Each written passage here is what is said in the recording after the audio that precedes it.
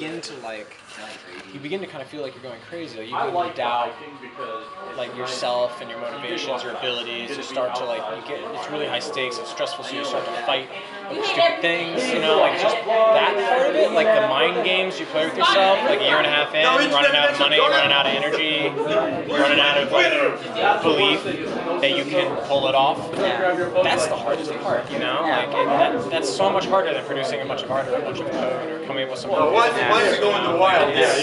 It's the terror and depression that lands on you at some point. Well, yeah, like, I mean, it's not the same thing, but like on my job, I work at Boeing. I do geographic information systems. I do you actually know what that is? Like, you mean like USGS data getting converted into trainer stuff? Well, I look at satellite imagery and create 3D maps for the military. Yeah, totally. Something like that. And actually what really excited me is that they use the type of data that I create to make the new SSX game. Oh, nice. For the mountains and shit.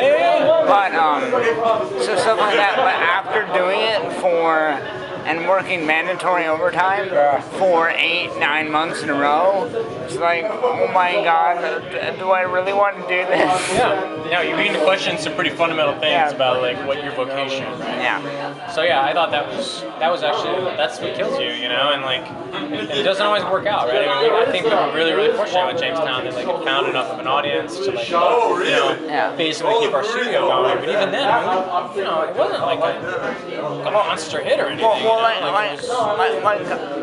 As far as like the amount of money you put into it versus how much you made, like have you broken even or made money? We broke even. We made a little bit of money on top of that, but like I doubt that we'll hire anyone. You know, like it wasn't that kind of money. So like how many people are like your whole team? How many is that? The whole team.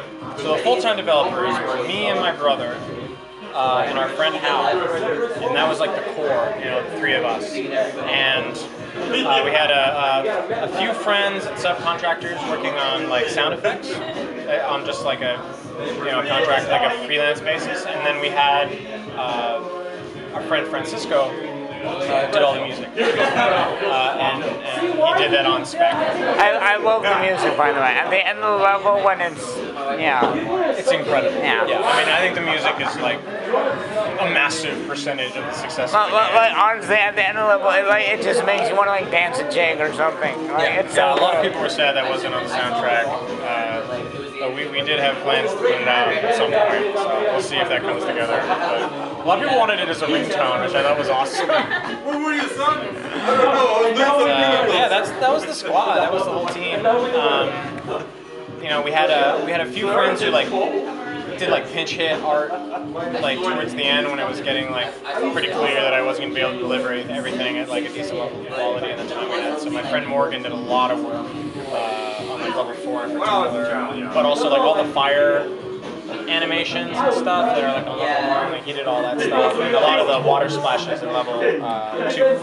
And then my friend Noni did a lot of concept art on the first level enemies. She like went back in and kind of revisited how they would look, and I thought she did an amazing job on that. And she helped out a lot on the second level enemies. And then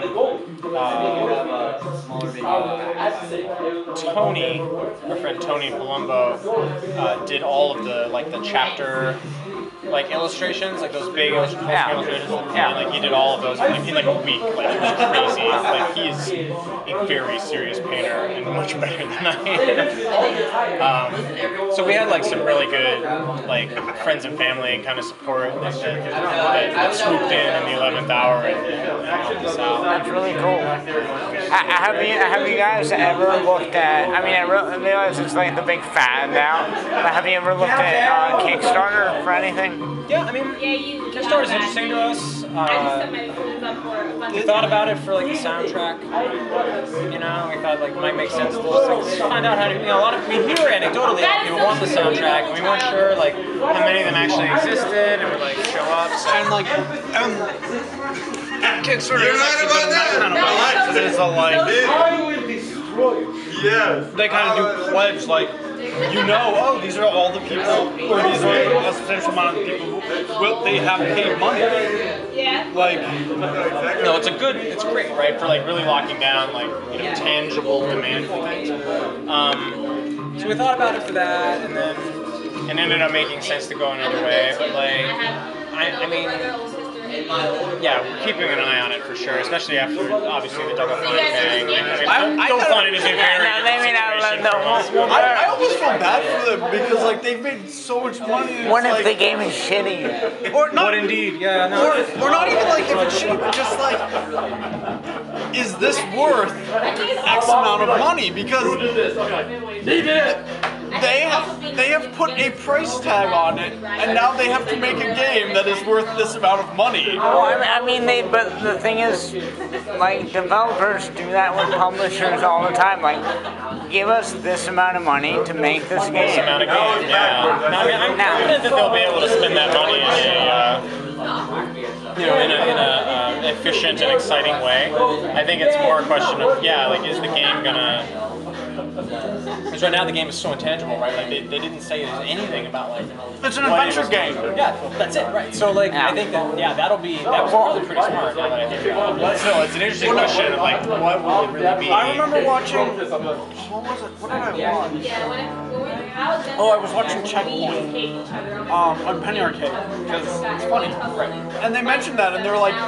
You've now merged the internet, you've merged your customers and your investors. And if you thought regular investors were bad... I'm sure they're expecting a certain amount of like kind of growing pains as they figure out how to... I mean, they're kind of building tracks in front of the train on this whole idea anyway, so like it'll be pretty interesting to see like how it goes out. But I'm sure they're expecting a certain amount of things kind of happening.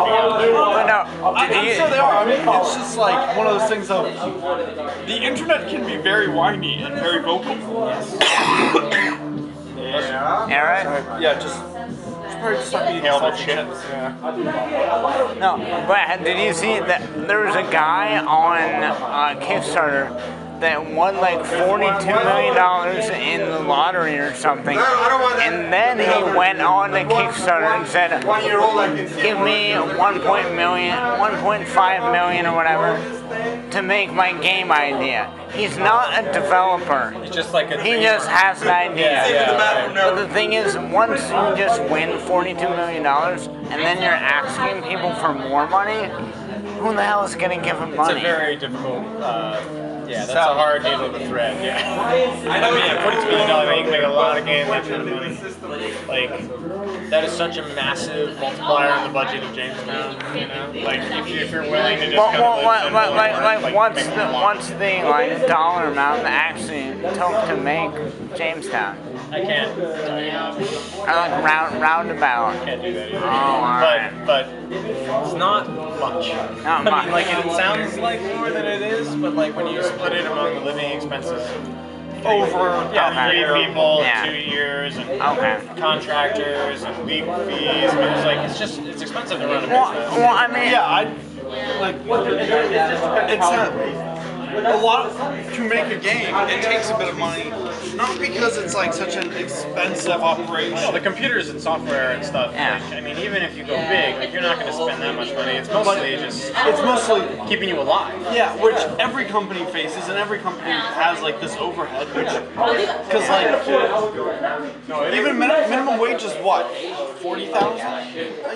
Depends on the state. But yeah, in general, I think people don't think about with game development all the extra other stuff besides just building the game. Yeah. They have to pay for it.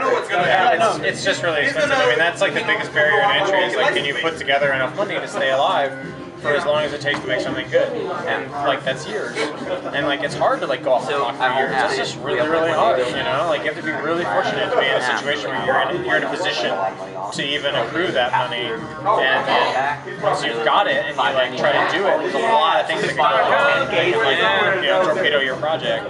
I mean, even just like, let's say you're in a position to get that much money together, right?